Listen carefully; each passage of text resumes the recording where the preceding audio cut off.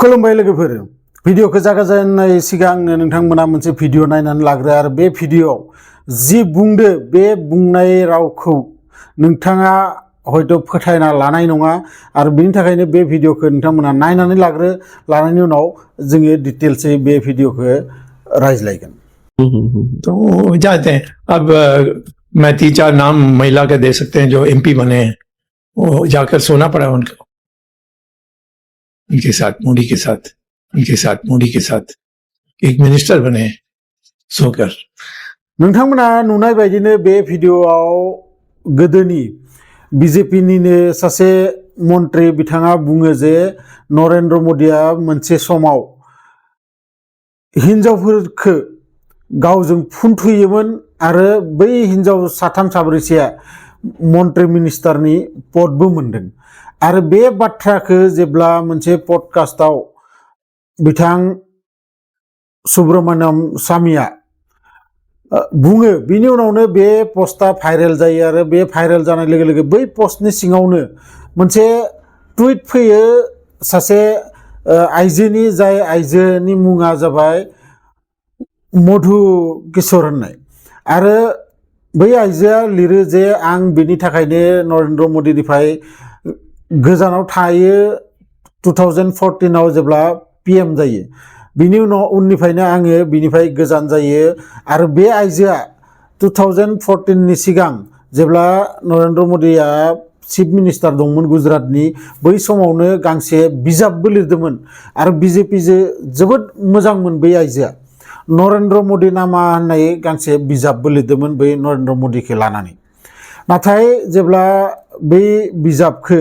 नरेन्द्र मोदीनो गांसे कपि हरनो गोनांमोन बै कपिखौबो गावआ गिनानै होयासै जाहैबाय आरो लोगोसे बेफोरबायदि बाथ्राफोरखौ मिथिनायनिफ्रायनो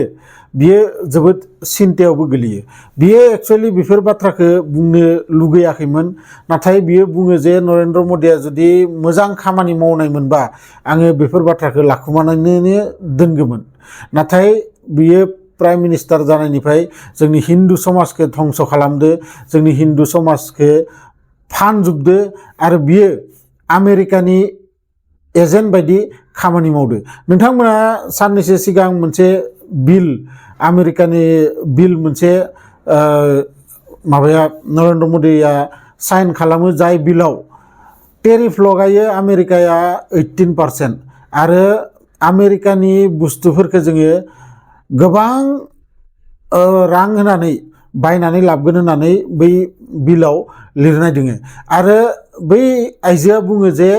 बियो एक्चुअलि ब्लेकमेल खालामजायो बेफोरबायदि सेक्सुवेलि जायफोरा बदनाम गोनां बा बेफोर बाथ्राखौ जायफोरा मिथियो जाय हादोरफोरा बै हादोरफोरा मा खालामो बेफोरबायदि नेताफोरखौ ब्लेकमेल खालामो जे जोंनि बेफोर बाथ्राफोरखौ मानिनानै ला नङाबा जोङो नोंनि बेफोर कान्दखौ नोंथांनि हादोराव फोसावजोबनो हागोन आरो बै गिनायनि खुन्दुआव नरेन्द्र मोदीआ दिनै आमेरिकानि गासै बाथ्राखौबो मानिना लागासिनो दोङो। बै गिनायनि खुन्दुआवनो आमेरिकानि जेसेबां अपमान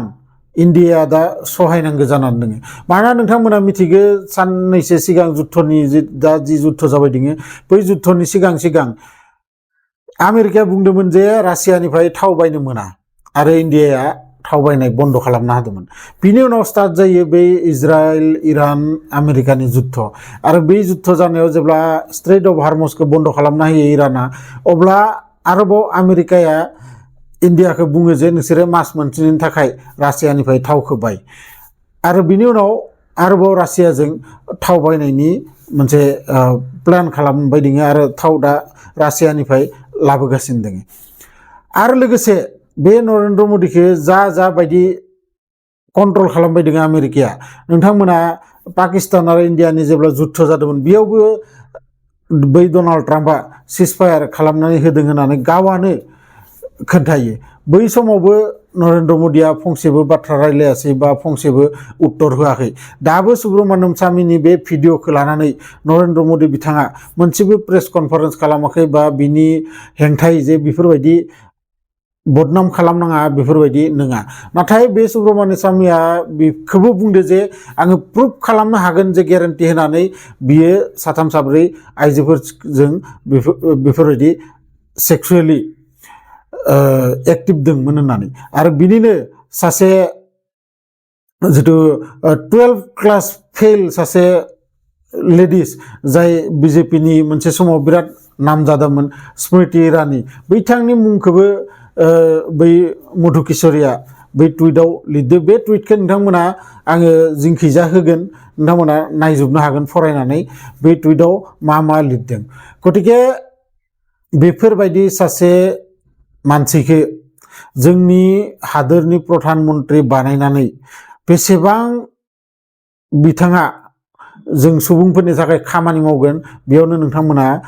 साननानै नायनो हागोन नोंथांमोना मा सानो नरेन्द्र मदिया माबायदि सासे लिडार जोंनि हादोरनि थाखाय मोजां ना गाज्रि बेखौ नोंथांमोना कमेन्ट बक्सआव लिरहरबानो जाबाय लोगो मोनगोन बिदिनो मोनसे इनफरमेटिभ भिडिअ लानानै नेक्स्ट भिडिअआव अब्लासिम